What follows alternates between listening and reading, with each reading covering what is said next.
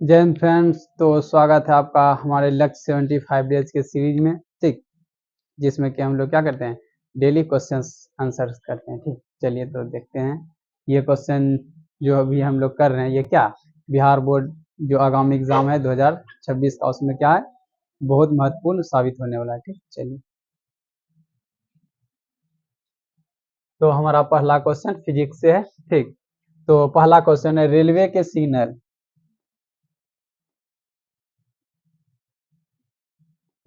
हमारा पहला question, railway के सिग्नल का प्रकाश लाल रंग का ही क्यों होता है। ये पूछ रहा है कि हम लोग जानते हैं कि आप लोग भी देखेंगे कि स्टेशन पे या कहीं भी सिग्नल जो होता है रेलवे का, उसमें क्या होता है, लाल लाइट जलता है, मतलब रेड कलर जलता है। तो पूछ रहा है कि इसका क्या कारण है कि रेड ही क्यों देता है, और भी तो अन्य लाइट हम लोग यूज कर सकते थे। ठीक, चलिए आते हैं उसी को देखते हैं। ठीक, तो हम लोग जानते हैं कि क्या होता है कि लाल रंग जो होता है प्रकाश का, वो क्या होता है, कम विचलित होता है। क्या होता है, कम विचलित होता है, मतलब कम भुतलाता है। मतलब क्या कर सकते हैं, वो लंबी दूरी तय कर सकता है बिना क्या विचलित हुए। विचलित होना मतलब क्या होता है दोस्तों, समझे, भुतला जाना, मतलब ना भटक जाना। तो वो भटकता नहीं है, बल्कि क्या करता है, वो अपने पथ पे क्या करता है, लंबी दूरी तय करता है। जिस कारण से क्या करता है, सिग्नल में प्रयोग किसका करते हैं हम लोग, लाल लाइट का करते हैं। ठीक, ताकि क्या हो, दूर से ही क्या हो, दिख जाए। ठीक है दोस्तों, चलिए देखें इसमें क्या है।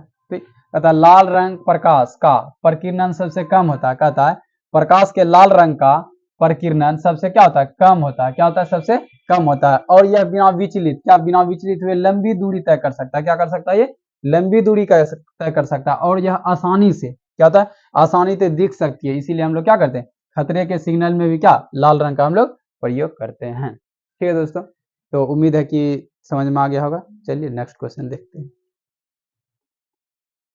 चलिए, तो हमारा नेक्स्ट क्वेश्चन है, प्रकाश के प्रकीर्णन से आप क्या समझते हैं। ठीक, देखिए दोस्तों, प्रकाश के प्रकीर्णन का एक अलग भी कॉन्सेप्ट होता है, उसको हम लोग फिर कभी बाद में पढ़ेंगे। ठीक, चलिए अभी जो है इजी कॉन्सेप्ट हम लोग उसको समझते हैं। क्या होता है कि प्रकाश के प्रकीर्णन में मान लिया जाए कि ये कोई कण है। क्या है दोस्तों, ये कोई कण है। कण भी कैसा है, तो सूक्ष्म कण है। कैसा है, ये सूक्ष्म कण है। ठीक, ये क्या है, सूक्ष्म कण है। इस पे जब प्रकाश की किरण आएगा तो ये क्या होना चाहिए, ये इसको क्या कर देना चाहिए, परावर्तित कर देना चाहिए। लेकिन क्या है दोस्तों, ये परावर्तित नहीं करता। क्या करता है, ये परावर्तित नहीं करता है। तो क्या करता है, ये अपने में अवशोषित कर लेता है इसको, मतलब अनुमति देता है अपने अंदर आने का। ठीक, ये अंदर आ गया, उसके बाद क्या करता है, ये पुनः चारों ओर इसको बिखेर देगा। क्या करेगा, ये इसको पुनः चारों ओर क्या करेगा, इसको चारों दिशाओं में बिखेर देगा इस तरह।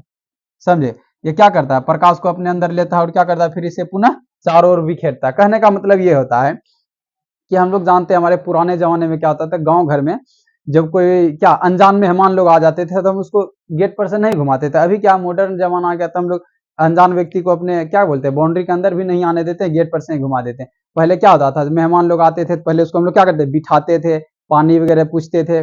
उसके बाद उनसे पूछते थे कि आपको कहाँ जाना और किन के यहाँ जाना था। उसके बाद उनको क्या करते हैं, हम लोग भेजते थे एड्रेस बता के। तो उसी पे समझ सकते हैं, वो उसी कॉन्सेप्ट पे आधारित है कि क्या करता है, जब किसी कण पे प्रकाश पड़ता है तो ये इसको परावर्तित नहीं करता, बल्कि क्या करता है, ये अवशोषित कर लेता है। अवशोषित करने के बाद क्या करता है, ये फिर पुनः चारों ओर बिखेर देता है। ठीक है दोस्तों, ठीक, तो ये हो गया एक कॉन्सेप्ट। और ये भी हम लोग देख सकते हैं कि हम लोग क्या करते हैं, लोटा अगर आप लोग समझते हैं तो क्या करते हैं, उसमें पानी भरने जाते हैं। तो अगर मान लीजिए पानी, मोटर का प्रेशर कितना ज्यादा रहता है, मोटर से उसमें पानी भरिए तो क्या होगा, पानी ऐसे जाएगा और ऐसे निकल जाएगा। ठीक, क्या होगा दोस्तों, मान लेते हैं कि ये कोई हमारा एक लोटा है। ठीक, इस तरह, ठीक इस तरह अगर इसको माने, ठीक ये मान लिया जाए तो क्या होगा, जब पानी का प्रेशर डालेंगे तो हम लोग इस तरह पानी आएगा और इस तरह बाहर निकल जाएगा। ठीक, क्या होगा, इस तरह आएगा और इस तरह क्या होगा, ये बाहर निकल जाएगा। तो कह सकते हैं कि प्रकाश का प्रकीर्णन क्या होता है, किसी कण पे पड़ता है, ये पड़ता है तो परावर्तित नहीं होता, बल्कि इसके अंदर चला जाता है और फिर क्या होता है, फिर चारों दिशाओं में क्या होता है, ये फैल जाता है। ठीक है दोस्तों, तो चलिए देखते हैं। कहता है अनंत से आने वाली प्रकाश की किरण वायुमंडल में उपस्थित सूक्ष्म कणों पर क्या होता है, पड़ता है। तो वह प्रकाश का क्या करता है, परावर्तन नहीं करता। क्या करता है, परावर्तन नहीं करता है, बल्कि अवशोषित कर पुनः चारों ओर क्या करता है, इसे बिखेर देता है। ठीक है दोस्तों, ये क्या करता है, चारों ओर बिखेरता है। ठीक, नेक्स्ट क्वेश्चन हम लोग देखते हैं। तो हमारा नेक्स्ट क्वेश्चन है, किसी अंतरिक्ष यात्री को आकाश नीले की अपेक्षा काला क्यों दिखता है। क्या पूछता है, काला क्यों दिखता है? ये भी ऑब्जेक्टिव में पूछता है दोस्तों कि अंतरिक्ष यात्री को क्या आकाश या पृथ्वी कैसा दिखता है, ये या वायुमंडल, तो वो क्या हो जाएगा, काला हो जाता है। क्या होता है दोस्तों कि काला दिखता है। ये ऑब्जेक्टिव में पूछता है। और ये पूछ रहा है किसी अंतरिक्ष यात्री को आकाश नीले की अपेक्षा काला क्यों दिखता है?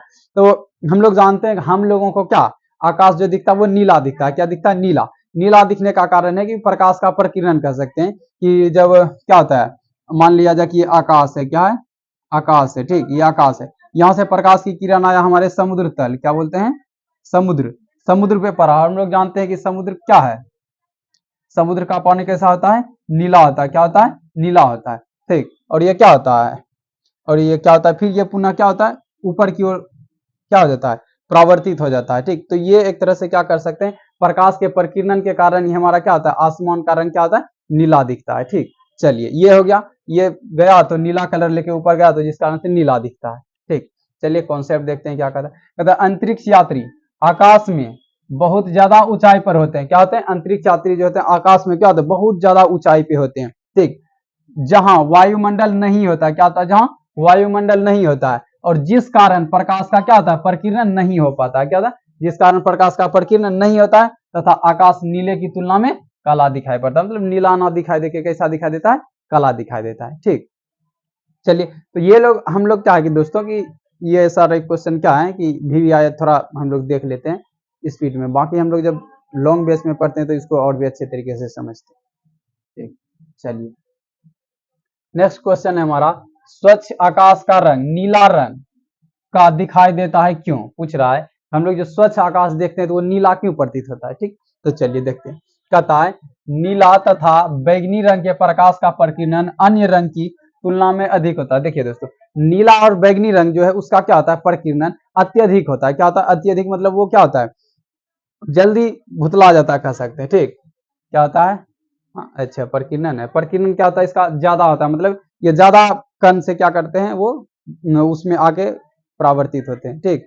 तो जिस कारण से क्या होता है, जिस कारण नीला और बैगनी रंग का क्या हो जाता है, जिस कारण नीला और बैगनी रंग चारों तरफ फैल जाता है, ठीक है, होता है फैल जाता है, और उसका मिश्रण क्या होता है, नीला होता है। देखिए क्या बोलते हैं, नीला तथा नीला तथा क्या हो जाएगा, बैगनी, बैगनी रंग मिलकर क्या बनाता है हमारा, नीला बनाता है, ठीक। चलिए अब इसको समझते हैं दोस्तों। ये जो है कि जब क्या होता है वायु, मतलब क्या होता है, ये दोनों का प्रकीर्णन होता है। क्या होता है? ये दोनों का प्रकीर्णन, प्रकीर्णन होने का मतलब ये किसी कण पे आया, फिर ये चारों दिशाओं में क्या हो गया, ये इस तरह आया, लेकिन बाकी सब क्या हो गया, ये बट गया। क्या हुआ?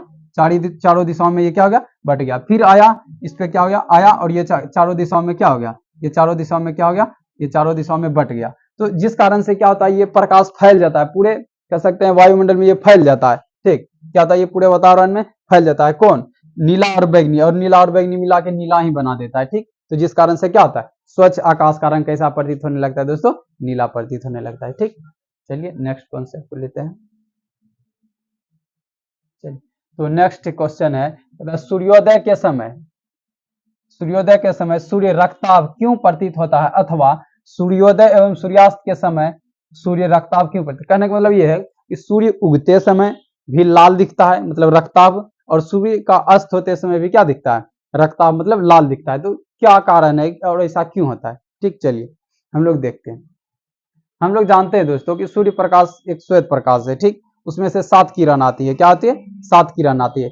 सूर्योदय और सूर्यास्त के समय जो हमारा क्या होता है, सूर्य होता है पृथ्वी से काफी दूर होता है। क्या होता है? काफी दूर होता है। वहां से प्रकाश आने में हमारे पृथ्वी तक क्या होता है, मान लिया जाए कि ये क्या है, पृथ्वी है, और ये क्या है इधर सूर्य, ठीक। सूर्य और पृथ्वी के बीच की दूरी क्या है, बहुत ज्यादा है। क्या है? बहुत ज्यादा है, ठीक। क्या है? बहुत ज्यादा है, जिस कारण से इसका प्रकाश यहाँ तक आने में क्या होता है, मान लिया जाए कि यहाँ से चला, यहाँ से प्रकाश चला, ठीक। यहाँ से जब प्रकाश चला तो अन्य प्रकाश क्या होता है, विचलित हो जाता है। क्या हो जाता है?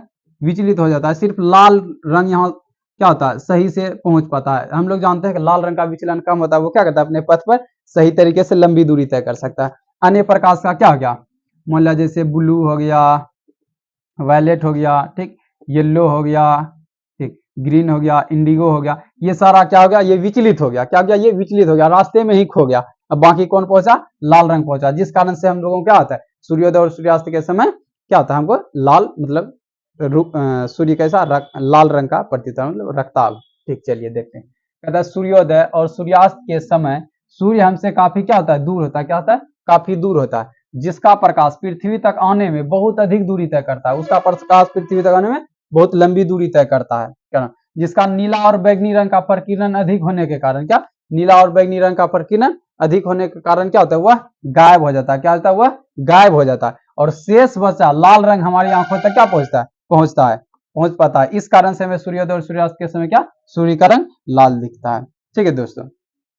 ठीक, कहने का मतलब ये है कि जैसे ये समझ लेते हैं सरकारी योजना के जैसा है कि सरकार तो बहुत कुछ हम लोगों के पास भेजता है, लेकिन हम लोगों के पास क्या, गिने चुने चीज मिलते हैं। क्या होते हैं, गिने चुने चीज हमको मिलता है। तो ठीक, तो हम समझते हैं ना वही हमारे लिए क्या है, वही हमको मिल रहा है और इतना ही सरकार दे रही है, लेकिन ऐसे बहुत सारा लाभ देता है। ठीक है दोस्तों। ठीक, तो जस्ट उसी की तरह ये है कि सूर्य के प्रकाश में तो 7 रंग है, लेकिन सिर्फ हमारे पास एक पहुंचा, इसीलिए हम लोग जानते हैं कि सिर्फ लाल दिख रहा है। ठीक, अगर ये सभी पहुंचता तो सारे का मिक्सर दिखता है। ठीक, चलिए नेक्स्ट क्वेश्चन देखें। चलिए, तो नेक्स्ट है हार्मोन क्या है, दो पादप हार्मोन का नाम लिखें। ठीक है दोस्तों, देखिए दोस्तों, हार्मोन एक हम लोग पढ़ लेते हैं, ये एक अलग चीज है, और पादप हार्मोन पढ़ते हैं, ये थोड़ा अलग। देखिए हार्मोन क्या होता है, हार्मोन एक कार्बनिक यौगिक होता है। क्या होता है, एक रासायनिक पदार्थ कह सकते हैं, या एक विशेष प्रकार का कार्बनिक यौगिक होता है। क्या होता है, एक विशेष प्रकार की कार्बनिक यौगिक होता है जो कि अल्प मात्राओं में रहते हुए भी क्या बड़ा बड़ा काम कर सकता है, कह सकते हैं। ठीक, और ये क्या होता है, ये अंतःस्रावी ग्रंथि से स्रावित होता है। ठीक, अंतःस्रावी ग्रंथि से स्रावित होता है। और अंतःस्रावी ग्रंथि को हम लोग जानते हैं कि नलिका विहीन ग्रंथि भी कहते हैं। क्या करता है, ये रक्त परिसंचरण मार्ग में क्या करता है, डायरेक्ट इसको क्या करता है, अंतःस्रावी ग्रंथि इसको त्याग देता है, मतलब हार्मोन को डाल देता है। और वो क्या होता है, अपने क्या होते हैं, अन्य अंगों तक पहुंच जाते हैं। ठीक, या तो अपने कार्यस्थल तक पहुंच जाते हैं। ठीक, देखते हैं अब क्या कहता है। हार्मोन एक विशेष प्रकार का क्या है, कार्बनिक यौगिक होता है। क्या होता है, कार्बनिक यौगिक होता है, अंतःस्रावी ग्रंथियों द्वारा स्रावित होता है। यह क्या होता है, जो अंतःस्रावी ग्रंथियों द्वारा स्रावित होता है। इनकी बहुत थोड़ी मात्रा, क्या, इसकी बहुत थोड़ी मात्रा क्या होते हैं, विभिन्न प्रकार के शारीरिक क्रियाओं और नियंत्रण, शारीरिक क्रियाओं के नियंत्रण और समन्वय के लिए क्या होते हैं, पर्याप्त होती है। ठीक, देखिए दोस्तों क्या होता है कि हार्मोन का छोटा सा मात्रा ही क्या होता है, विभिन्न प्रकार की क्रिया को क्रिया के नियंत्रण एवं समन्वय के लिए क्या होता है, काफी महत्वपूर्ण होता है, मतलब सफिशियंट होता है। ठीक, कहता है हार्मोन एक प्रेरक का कार्य करता है। हार्मोन क्या करता है, अपने कार्य स्थल पे, या कह सकते हैं जिस अंग में जरूरी पड़ता है वहां जाके क्या करता है, इसको प्रेरित करता है, कार्य करने का क्या करता है, प्रेरित करता है उसको। ठीक, इसीलिए इसको हम लोग क्या कहते हैं, प्रेरक हार्मोन कहते हैं। ठीक है दोस्तों। ठीक, तो कह रहा दो, इसमें है कि दो पादप हार्मोन का नाम लिखें। तो पहला है ऑक्सिन और क्या है, एब्सिसिक एसिड। हम लोग जानते हैं कि ऑक्सिन क्या करता है, ऑक्सिन किसी भी पौधे के क्या शीर्ष में पाया जाता है। कहाँ पाया जाता है, शीर्ष में पाया जाता है। इसको हम लोग वृद्धि हार्मोन भी कहते हैं, कोशिका विभाजन और कोशिका दीर्घन में सहायक होता है। लेकिन एब्सिसिक एसिड क्या, ये इसका उल्टा है। क्या, ये इसका अनुसार, किसी पेड़ पौधे पर अगर आप एब्सिसिक एसिड डाल देते हैं तो क्या होगा, उसमें पतझड़ हो जाएगा, कह सकते हैं पतझड़ हो जाएगा, मतलब वो मुरझा जाएगा। क्या हो जाएगा, मुरझा जाएगा। ये वृद्धि हार्मोन है। क्या है, ये वृद्धि हार्मोन है। और ये क्या है, वृद्धि रोधक हार्मोन है। इतना ही समझिए। ठीक, चलिए नेक्स्ट क्वेश्चन देखें। हमारा नेक्स्ट क्वेश्चन दोस्तों, पादप हार्मोन क्या है, पूछ रहा है पादप हार्मोन क्या है। तो हम लोग जानते हैं कि पादप, हम लोगों जैसे जो जंतु है, जो मनुष्य है, उसमें क्या होता है, दो तरीके से नियंत्रण एवं समन्वय होता है। ठीक, पहला तंत्रिकीय नियंत्रण एवं समन्वय, दूसरा है हार्मोनल या रासायनिक नियंत्रण एवं समन्वय। लेकिन पेड़ पौधों में क्या होता है, सिर्फ एक प्रकार क्या है, क्या पाया जाता है नियंत्रण एवं, वो है रासायनिक नियंत्रण एवं समन्वय, जो कि किसके द्वारा था, हार्मोन के द्वारा। तो ये पूछ रहा है पादप हार्मोन क्या है। तो कह सकते हैं कि वह कार्बनिक यौगिक जो कि क्या कर सकता है, पादप में नियंत्रण एवं समन्वय के लिए क्या जिम्मेदार होता है। ठीक, इतना है कहेंगे तो काफी है। ठीक, चलिए देखते हैं क्या, पौधों की जैविक क्रिया के बीच समन्वय स्थापित करने वाले रासायनिक पदार्थ हार्मोन कहलाते हैं। ठीक, क्या कहलाते हैं, रासायनिक पदार्थ। मतलब कह सकते हैं पादप का जो क्या है नियंत्रण कार्य है, उस पर नियंत्रण एवं समन्वय करने वाले रासायनिक पदार्थ को हम लोग क्या कह देंगे, हार्मोन कह देंगे। ठीक है दोस्तों। ठीक, चलिए नेक्स्ट देखें। चलिए नेक्स्ट हमारा है, मनुष्य में चीनी के पाचन में कौन हार्मोन सहायक होता है। क्या दोस्तों कह रहा है कि कौन हार्मोन सहायक होता है। तो हम लोग जानते हैं कि चीनी के पाचन में क्या सहायक होता है, इंसुलिन। क्या होता है सहायक, इंसुलिन। इंसुलिन हमारे अग्नाशय से निकलता है। किससे, अग्नाशय के बीटा सेल से शायद निकलता है। ठीक, अग्नाशय के बीटा सेल से किसका स्राव होता है, इंसुलिन का स्राव होता है, जो कि क्या करता है हमारे शरीर में, या कह सकते हैं कार्बोहाइड्रेट जो भी कहिए, उसमें क्या होता है कि ग्लूकोज के पाचन मतलब शर्करा के पाचन को क्या करता है, नियंत्रित करता है। मान लिया जाए कि हमको चीनी बीमारी कब होगा, जब ये अग्नाशय उसको क्या करेगा, रिलीज नहीं करेगा किसको, इंसुलिन को, तब हो सकता है। दूसरा है वो तो रिलीज कर रहा है लेकिन हमारा शरीर उसको सही ढंग से क्या उपयोग नहीं कर रहा है, तो उस स्थिति में हमको मधुमेह की बीमारी मतलब चीनी बीमारी हो जाती है। चलिए फिलहाल पूछा मनुष्य में चीनी के पाचन में कौन हार्मोन सहायक होता है, देखते हैं। कहता है मनुष्य में चीनी के पाचन में इंसुलिन नामक हार्मोन सहायक होता है। कौन होता है, इंसुलिन नामक हार्मोन सहायक होता है। और कहता होता है जो अग्नाशय से स्रावित होता है, कहां से स्रावित होता है, अग्नाशय के बीटा सेल से स्रावित होता है। यह रक्त के स्तर को भी क्या करता है, नियंत्रित करता है। देखिए दोस्तों, यह रक्त के क्या कम और ज्यादा को भी क्या थोड़ा नियंत्रित करता है। ठीक, चलिए नेक्स्ट क्वेश्चन देखिए। चलिए तो हमारा नेक्स्ट है, आयोडीन की कमी से कौन सी बीमारी होती है तथा कैसे, पूछ रहा है कि आयोडीन की कमी से कौन सा बीमारी होता है तथा कैसे होता है। देखिए हम लोग जानते हैं कि आयोडीन की कमी से क्या होता है, घेंघा रोग या गलकंठ, ये जिसमें क्या गला फूल जाता है। अब देखिए पूछता है, ये तो क्या पूछा कि कौन सी होती है और कैसे होता है, मेन बात है कैसे होता है। तो कैसे होता है दोस्तों, हमारे शरीर में जब आयोडीन की कमी हो जाती है, आयोडीन की कमी हो जाती है तो क्या करती है, हमारा ये जो क्या बोलते हैं, थायराइड ग्रंथि, आयोडीन हाँ, थायराइड ग्रंथि क्या करता है, थायराइड ग्रंथि जैसे उसको पता चला कि हमारे शरीर में क्या आयोडीन की कमी हो गया, तो वो स्पीड में क्या करता है, ये थायरॉक्सिन हार्मोन को क्या करने रिलीज करने लगता है, जिस कारण जिससे क्या आयोडीन बनता है। तो वो अत्यधिक काम करने के पश्चात वो जो स्पीड में काम करने लगता है तो ये फूल जाता है। कौन, ये थायराइड ग्रंथि क्या होता है, फूल जाता है, जिस कारण से यहाँ क्या सूजन हो जाता है, कर सकते हैं। इसी को हम लोग क्या गलगंठ कहते हैं। इसको ऐसे समझते हैं कि मान लिया जैसे कि हम लोग कोई काम कर रहे हैं, हम लोग घर में पैसा का कमी हो जाता है, क्या करता है कोई व्यक्ति अगर दिन में 8 घंटा काम कर रहा होता है तो अब वो क्या करने लगता है 16 घंटा काम, मतलब डबल शिफ्ट काम करने लगता है। तो जिस कारण से क्या उसका तबियत बिगड़ जाता है। उसी तरह क्या होता है, जब हमारे शरीर में आयोडीन की कमी होती है, किसकी कमी, आयोडीन की कमी होती है, तो हमारा जो थायराइड ग्रंथि है क्या करने लगता है, ये पूरा स्पीड में काम करने लगता है, कह सकते हैं डबल शिफ्ट कार्य करने लगता है, जिस कारण से क्या इसमें सूजन आ जाता है, मतलब इसमें क्षतिग्रस्त हो जाता है, ये कह सकते हैं, जिस कारण से क्या हमारा गला फूल जाता है, और इसी को हम लोग क्या गलकंठ या घेंघा रोग कहते हैं। चलिए नेक्स्ट देखें, इसमें देखते हैं क्या लिखा, कहता आयोडीन की कमी घेंघा या गलकंठ नामक बीमारी होती है। आयोडीन की कमी से क्या घेंघा और गलकंठ नामक बीमारी होती है। कहता जब मनुष्य में आयोडीन की कमी होती है, क्या होती है, आयोडीन की कमी हो जाती है, तो थायरॉक्सिन हार्मोन, कौन, थायरॉक्सिन हार्मोन के निर्माण की गति बहुत ही धीमी हो जाती है। आयोडीन की कमी के कारण क्या थायरॉक्सिन हार्मोन का स्तर नीचे गिर जाता है। तो कहता है कभी कभी थायराइड ग्रंथि इस हार्मोन को बनाने की गति को बढ़ाने के प्रयास में काफी ज्यादा क्या बोलते हैं, हाँ, बढ़ाने के प्रयास में काफी बढ़ जाता है, क्या होता है, अपने आप को फुला लेता है, क्या कहता है, अपने आप को फुला लेता है।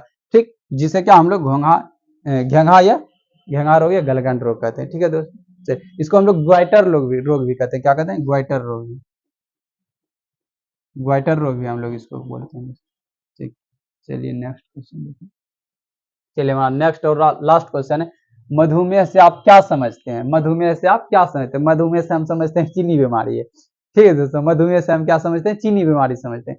तो यही अब बताना है कि चीनी बीमारी कैसे होता है, थोड़ा बता देंगे तो काफी। ठीक, देखिए चीनी बीमारी हम लोगों में क्या होता है, जब हमारे रक्त में या हमारे शरीर में शर्करा की मात्रा या ग्लूकोज की मात्रा या चीनी की मात्रा जब बढ़ जाएगी तब क्या होगा, हम लोगों को चीनी बीमारी होगी। और इसको नियंत्रण कौन करता है, तो हमारे क्या अग्नाशय से निकलने वाला इंसुलिन हार्मोन क्या करता है, इंसुलिन हार्मोन क्या करता है, इस पे नियंत्रण करता है। हमको कब होगा मधुमेह बीमारी, तब होगा जब हमारा क्या इंसुलिन सही से क्या इंसुलिन नहीं त्याग रहा है अग्नाशय, तब होगा। ये इंसुलिन तो वो त्याग रहा है लेकिन क्या हमारा शरीर को सही से उपयोग नहीं कर रहा है, तब होगा। ठीक, चलिए देखते हैं बाकी क्या कहता है। कहता है मधुमेह एक ऐसी बीमारी है जिसमें रक्त में शर्करा यानी ग्लूकोज का स्तर बढ़ जाता है। क्या होता है, स्तर बढ़ जाता है, मतलब ज्यादा हो जाता है। ठीक, फिर कहता है यह तब होता है जब अग्नाशय पर्याप्त इंसुलिन नहीं बनाता है। क्या कहता है, नहीं बनाता है, या शरीर इंसुलिन का क्या ठीक से उपयोग नहीं करता है। तो क्या होता है, ये देखिए दोस्तों, ये एक ऐसा होता है, इसको इस कॉन्सेप्ट से समझते हैं कि एक आदमी है, वो गरीब कैसे है, तो उसको कहेंगे वो पहला तो कमाता न है, दूसरा वो कमाता है तो उड़ाता बहुत है, मतलब अपना क्या सही से बचत नहीं करता है, या सही से उसको अपना पैसा को यूज नहीं करता है, जिस कारण से वो क्या गरीब है। उसी तरह पूछेगा मधुमेह बीमारी कैसे होता है, ये क्या है, तो मधुमेह बीमारी एक चीनी बीमारी है कह सकते हैं। और इसमें क्या होता है, रक्त मतलब ये ग्लूकोज का मात्रा क्या है, शर्करा का मात्रा बढ़ जाता है हमारे शरीर में। और ये तब होता है जब क्या करेगा अग्नाशय, ठीक, अग्नाशय इंसुलिन नहीं त्यागेगा, या तो हमारा शरीर उस इंसुलिन का सही से उपयोग नहीं करेगा। ठीक है दोस्तों, तो मिलते हैं फिर से नेक्स्ट क्लास में। जय हिंद,